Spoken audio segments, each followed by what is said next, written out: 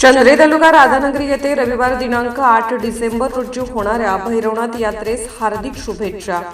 शुभेच्छुक बापूसो कृष्णा पाटील, सागर बापूसो पाटील साहेब, उत्तम बापूसो पाटील साहेब, राहणार चंद्रे, तालुका राधानगरी, जिल्हा Kolhapur, Gurukrupa balers private limited company Pune.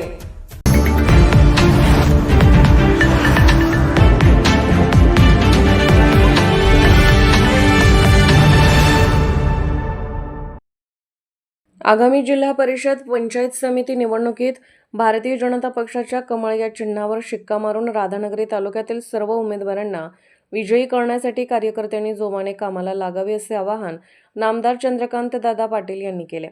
Radhanagari तालुक्यातील तुरंबे येथील सिद्धिविनायक मंदिरामध्ये भाजपच्या प्रचाराचा शुभारंभ करण्यात आला। यावेळी आयोजित कार्यक्रमात ते बोलत होते। मंत्री चंद्रकांत दादा पाटील म्हणाले की केंद्रातील पंतप्रधान नरेंद्र मोदी यांच्या नेतृत्वाखाली सरकार आणि राज्यातील मुख्यमंत्री देवेंद्र फडणवीस यांच्या सरकारने सर्वसामान्य जनतेसाठी अनेक लोकाभिमुख निर्णय घेतले असून विकासाची गती वाढवली आहे। या कामांची माहिती प्रत्येक घरापर्यंत पोहोचवण्याची जबाबदारी कार्यकर्त्यांची आहे।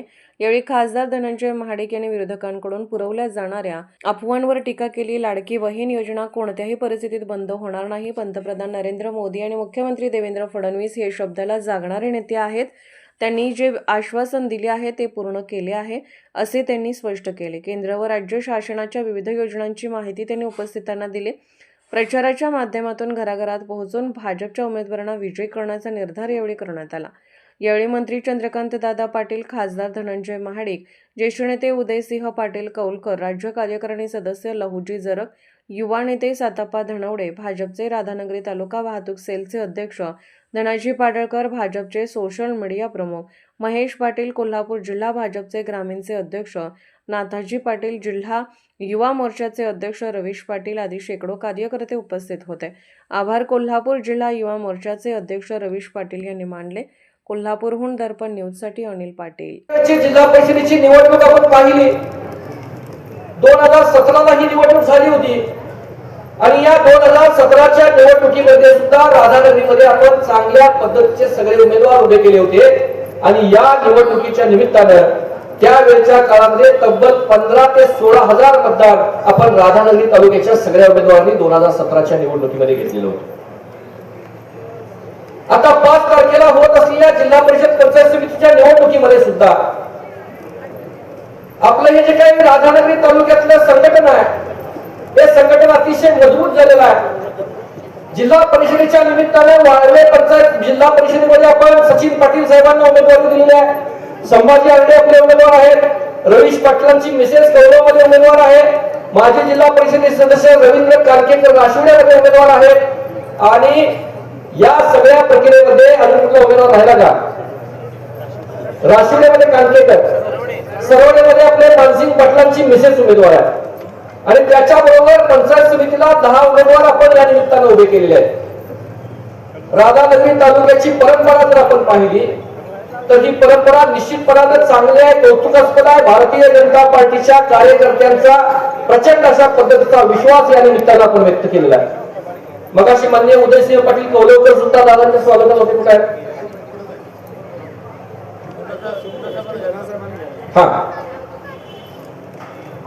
अशा सगळ्या तगड्या माणसांची फौज आपण या निमित्तानं या निवडणुकीच्या रिंगणामध्ये उतरवलेली आहे। खरं तर तुमच्यासारख्या सर्व जीवाभावाच्या कार्यकर्त्यांच्या जोरावरती ही निवडणूक आपण लढवत असताना निश्चितपणानं 5 तारखेला ज्यावेळी या जिल्हा परिषद आणि पंचायत समितीचा निवडणुकीच्या रणांगणामध्ये आपण जाऊ आणि 7 तारखेला ज्यावेळी निकालाचा दिवस आपल्या सर्वांच्या समोर येईल त्यावेळी राधानगरी तालुक्यामध्ये आपण चांगल्या पद्धतीने विजय संपादन केल्याशिवाय राहणार नाही। तुमच्या सगळ्यांच्या ताकदीच्या बळावर आपण ही निवडणूक जिंकू। 10 वर्षानंतर या जिल्हा परिषद आणि पंचायत समितीच्या निवडणुका लागलेल्या आणि खरं पाहता या 10-11 तालुक्यामध्ये कोल्हापूर जिल्ह्याच्या अनेक ठिकाणी आम्ही युती केलेली आहे। जशी परवाच कोल्हापूर महानगरपालिकेची निवडणूक झाली, तुम्ही सगळ्यांनी पाहिले की आम्ही त्यामध्ये भारतीय जनता पार्टी, शिवसेना आणि राष्ट्रवादी युती केली। त्याच्यापूर्वी नगरपालिकाच्या निवडणुका झाल्या, त्यामध्ये बहुतांश ठिकाणी आम्ही युती केली। याही वेळी आता जिल्हा परिषद पंचायत समितीमध्ये जो 6-7 तालुक्यांमध्ये आमची युती झालेली आहे. काही ठिकाणी शिवसेनेवर झाले, काही ठिकाणी राष्ट्रवादीवर झालेली आहे. परंतु एकमेव राधानगरी तालुका असा आहे, तुमच्या सगळ्यांच्या भरोश्यावर आम्ही कुणावरही युती न करता गेले 10 वर्ष जे भाजपसाठी काम करत आहेत अशा सगळ्या कार्यकर्त्यांना, विशेषतः सामान्य कार्यकर्ते, एक रविशेष बरा असेल मला वाटतं, बाकी सगळे सामान्य पदाधिकारी आणि कार्यकर्ते या निवडणुकीला आपण उभे केलेले आहेत.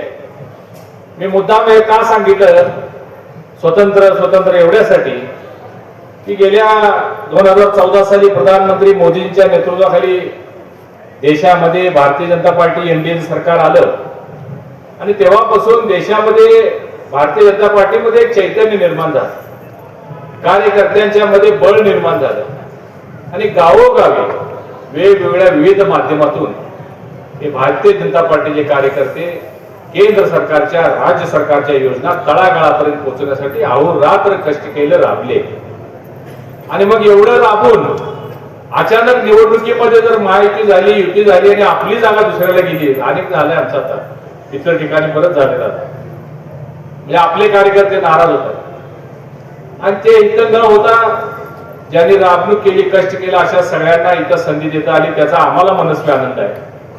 आणि शिवाय या तालुक्यानं अनेक वेळा म्हणजे राधानगरी बोधनगर बद्दल बोलण्यापेक्षा राधानगरी कुठं बोलतो, इकडं सगळ्या राजकारणाची खिचडी झालेली आहे. कोण कुठल्या पक्षात आहे, कधी कुठं जाईल, काय काही सांगता येत नाही. आणि म्हणून मी मुद्दाम येताना स्टेजवर चेहरे बघत होतो आणि मला खूप आनंद झाला. म्हणजे उदयसिंह पाटील गोलोकर हे काँग्रेसचे एक म्हणजे वरिष्ठ नेते, द्रष्टे नेते, बाळासाहेब नवने या तालुक्याचे एक वैभव, असे अनेक मान्यवर. तर मला सचिन पाटील काय बसणार असेल, सचिन पाटील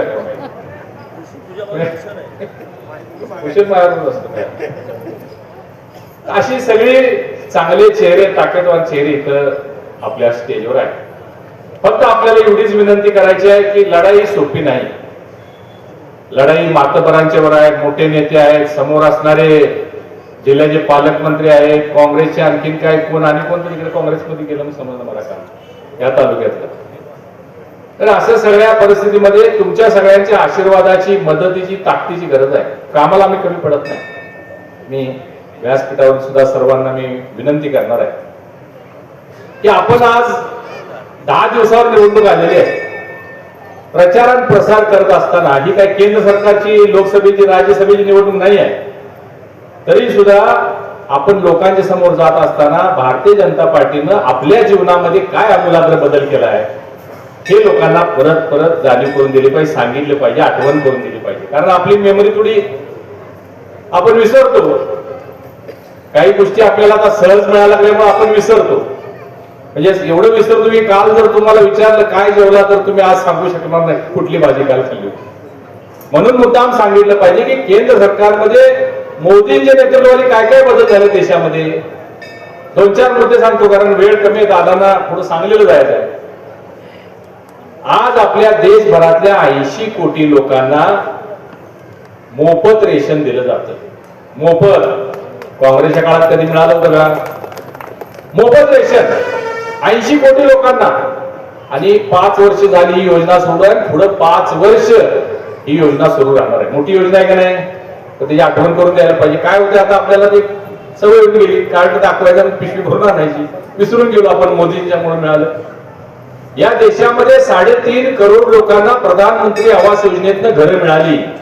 कोल्हापूर जिल्ह्यामध्ये 22,000 घरं मिळाली. घर, स्वतःचं घर, 2 खोल्याचं घर बांधायला माणसाचं आयुष्य निघून जाते, घर होत नाही आपलं. परंतु आज प्रधानमंत्री महोदयांनी जवळजवळ 2.5 लाख रुपये योजनेच्या माध्यमातून घर बांधण्यासाठी देतात. या देशामध्ये 10 कोटी घरामध्ये शौचालय दिले.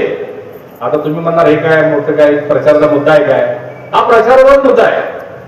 10 कोटी घरामध्ये शौचालय दिलं याचा अर्थ काय, याचा अर्थ 10 कोटी घरामध्ये शौचालय नव्हते.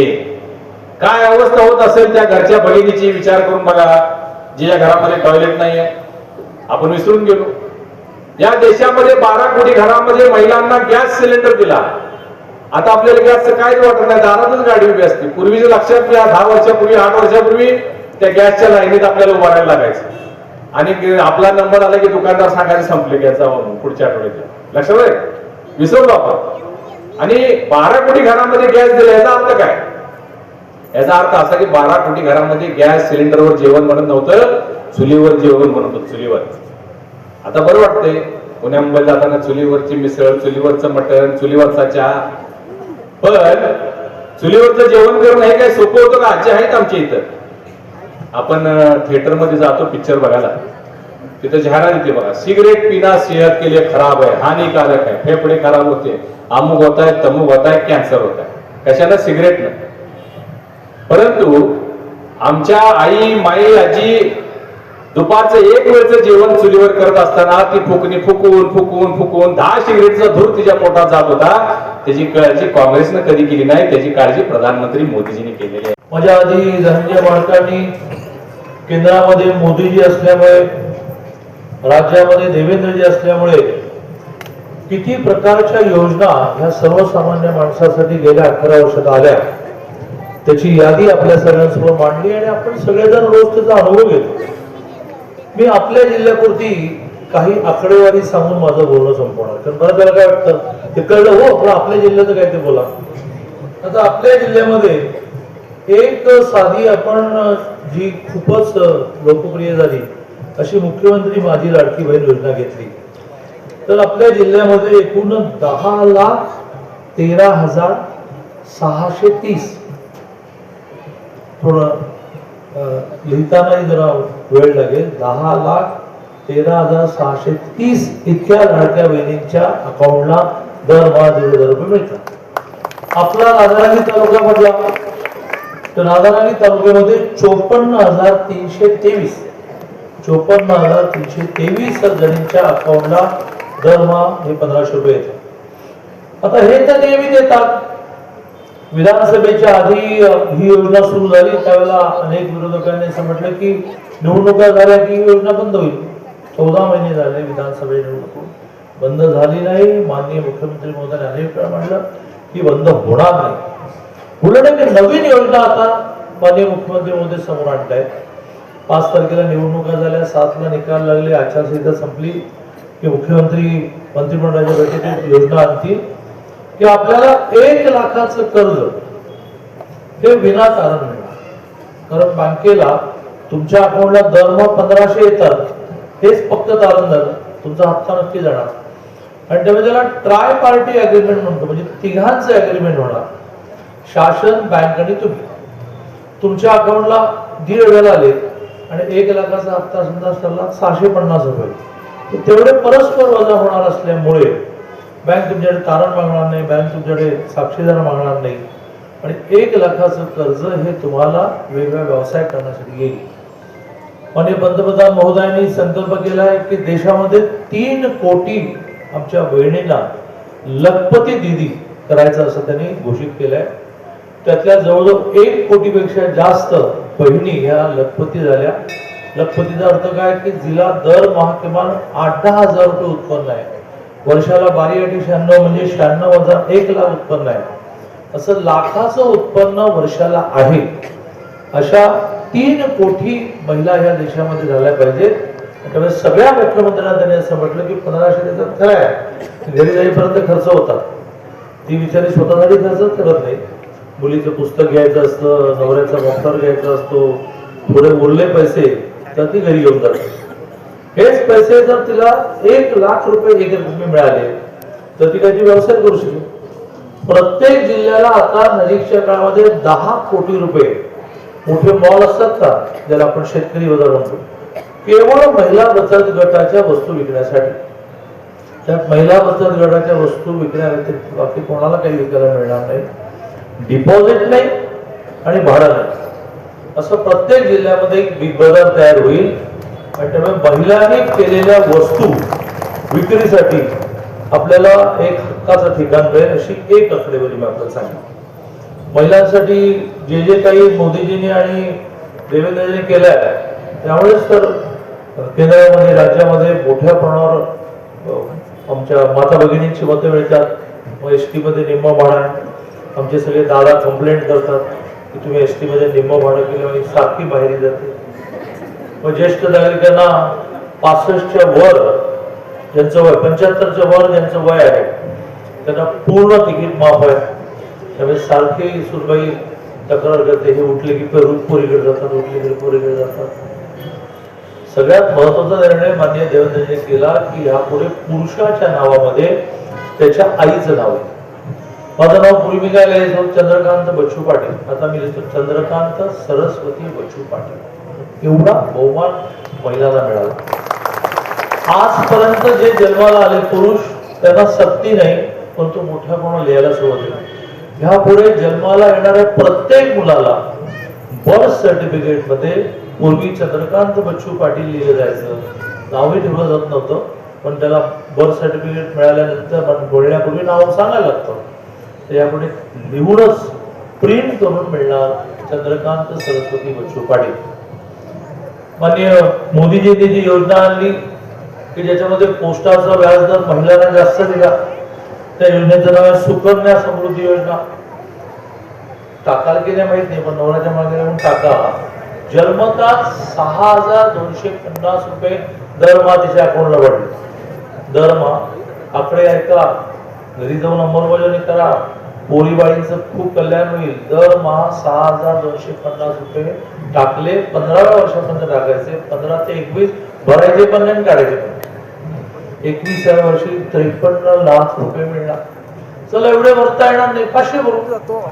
तर 500 रुपये दरमहा, शून्य वय, ते 15 भरायचे, 15 ते 21 भरायचे पण नाही, काढायचे पण नाही, 3 लाख मिळणार. अशी तर भरता येतील ना. 1,000 रुपये भरायचे, 6 लाख मिळणार.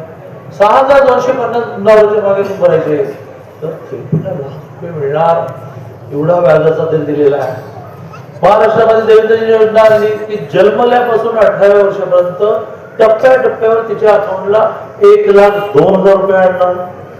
ती जन्माला आली की 4,000 रुपये, ती 4थीला गेली की 6,000 रुपये, ती 8वीला गेली की 8,000 रुपये, करत करत करत करत ती ज्यावेळेला 18 वर्षाची होईल त्यावेळेला तिच्या अकाउंटला, तर तुम्ही काहीच टाकायचं, 18व्या वर्षी ती ज्यावेळेला येईल त्यावेळेला तिच्या अकाउंटला 1,02,000.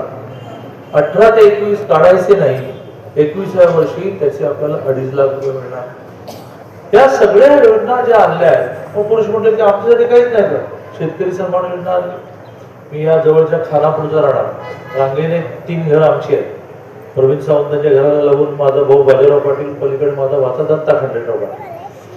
पण कधीही माझे आबा, माझे चुलते कोणाकडे तरी बियाण्याला पैसे मागताना मी बघायचे. ते 500 रुपये दिले, खताचं पोतं आणायचं. इथे दर 3 महिन्याने 2,000 आणि आता दर 3 महिन्याने मुख्यमंत्र्यांचे 2,000, म्हणजे महिन्याला 1,000 रुपये मिळाले. बियाण्याला पैसे मागायला म्हणून खताला पैसे मागायला. तर त्याची आकडेवारी सुद्धा आपल्या जिल्ह्यात सांगतो. तुम्ही मला सांगताय आमच्या जिल्ह्यात सांगा की तेव्हा पुरुषांनाही नाही असं नाही. पुरुषांना 10 लाख तरुणांना दरमहा 10,000 रुपये पगार अशी 11 महिन्याची योजना आणली. ती कोणाकडून केली, त्याला आपण स्टायपंड देण्याचं म्हणतो. आता मी जे म्हटलं की आम्हाला वर्षाला 12,000 मिळतात, ते म्हणून आपल्या जिल्ह्याची सांगा, काहीतरी थापा मारू नका. ती संख्या आपल्या जिल्ह्याची तुम्हाला सांगतो की आपल्या जिल्ह्यामध्ये प्रधानमंत्री किसान सन्मान निधी हे एकूण जे मिळतात ते 4,65,540 लोकांना मिळतात. आणि आतापर्यंत 21 हप्ते मिळाले. त्या 21 हप्त्यातून 1977.99 म्हणजे 1978 कोटी, जवळ 2,000 कोटी रुपये गेल्या 21 हप्त्यामध्ये ह्या जिल्ह्यातल्या लोकांना मिळाले. घरांच्या बाबतीमध्ये पुन्हा साहेबांनी मांडलं, म्हणजे कळलं हो आमचं सांगायचं काहीतरी. तर त्या घराच्या विषयामध्ये आपल्या जिल्ह्यामध्ये आतापर्यंत 22,000 घरं पूर्ण झाली आणि जवळजवळ 32,000 लोकांना घरं सँक्शन झाली. निर्भीड बेधडक बातमीसाठी दर्पण न्यूज चॅनलला लाईक करा, शेअर करा, सबस्क्राईब करा. मुख्य संपादक अभिजित रांजणे, दर्पण न्यूज.